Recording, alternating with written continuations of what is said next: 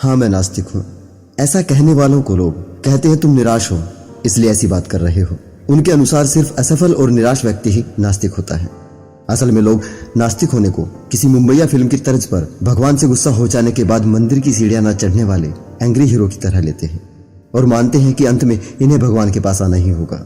लेकिन ये बिल्कुल ही गलत धारणा है। असल में नास्तिकता भगवान के प्रति किसी गुस्से या नाराजगी से नहीं, बहुत लंबी विचार प्रक्रिया तथा तर्क पर आधारित होती है।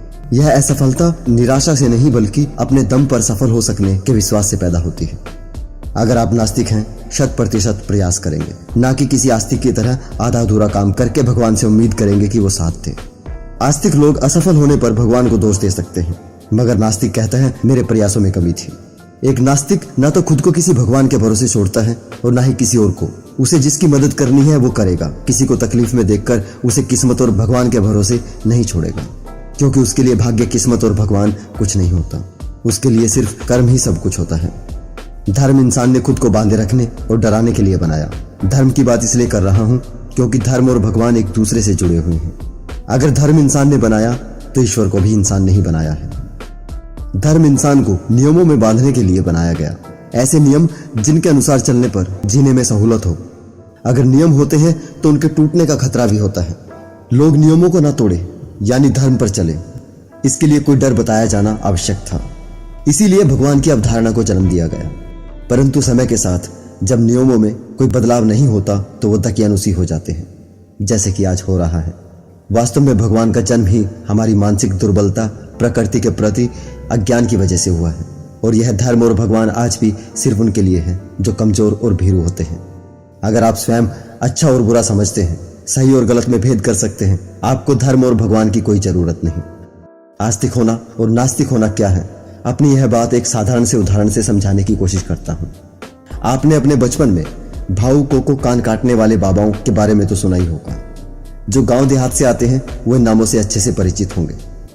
जब बच्चा छोटा होता है उसे सुलाने के लिए माँ कहती है बेटा सो जा वरना भाव आ जाएगा, भूत खा जाएगा, बाबा कान काट कर ले जाएगा। तो बच्चा भाव के डर से सो जाता है। यह माँ धर्म है, बच्चा आस्तिक है और काल्पनिक भाव है भगवान, जो वास्तव में है ही नहीं। हालांकि माँ बच्चे के भले के लिए उसे सुला रही है, पर गलत तरीके से। लेकिन जब बच्चा थोड़ा बड़ा हो जाता है तब उसे अकेला सोने को बोला जाए, बच्चा तब भी उस काल्पनिक भूत भाव से डरता है। तब उसे कहा जाता है भाव जैसा कुछ नहीं होता। ये तो माँ बाप थे जो बच्चे का भला चाहते थे।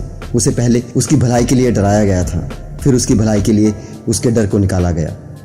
लेकिन धर्म और भगवान को गढ़ने वाले लालची लोग थे।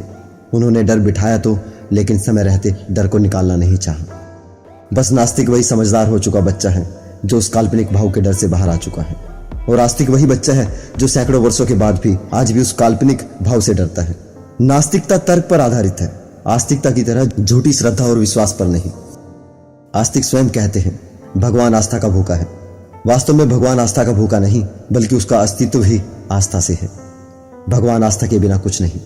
तभी तो कहा जाता है सारे चमत्कार और दुआएं बिना विश्वास के असर नहीं करती।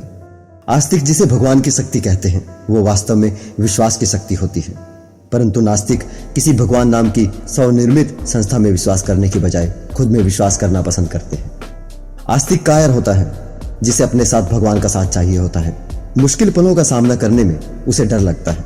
ऐसी स्थिति में भगवान उसे एक मनोवैज्ञानिक आधार जरूर देता है, जिससे प्रार्थना करके उसे थोड़ी राहत जरूर मिलती है। नास्तिक भगवान को नहीं मानता, इसलिए खुद ही लड़ता है, वक्त और हालात चाहे जैसे भी हो। अब एक बार फिर से सोचिए, जो नहीं मानता उसके लिए भगवान कुछ नहीं, और जो मानता है उसके लिए भगवान सब कुछ है। इसका मतलब हुआ कि भगवान इतना कमजोर है, वो सिर्फ मानने से ही जिंदा है। तब तो यह महज एक भ्रम से ज्यादा कुछ नहीं। आखिर में एक बार फिर से कहूंगा, नास्तिकता निराशा का नहीं, खुद और सिर्फ खुद पर विश्वास करने का नाम है। अगर सारे पूर्वाग्रहों से मुक्त होकर आप खुले दिमाग से सोचते हैं तो आपको किसी धर्म या उससे जुड़े भगवान की जरूरत नहीं। उम्मीद करता हूं दोस्तों आपको वीडियो पसंद आई होगी। अगर वीडियो पसंद आई है तो लाइक कीजिए, कमेंट कीजिए और शेयर कीजिए, और हमारे चैनल को सब्सक्राइब करना ना भूलें। धन्यवाद।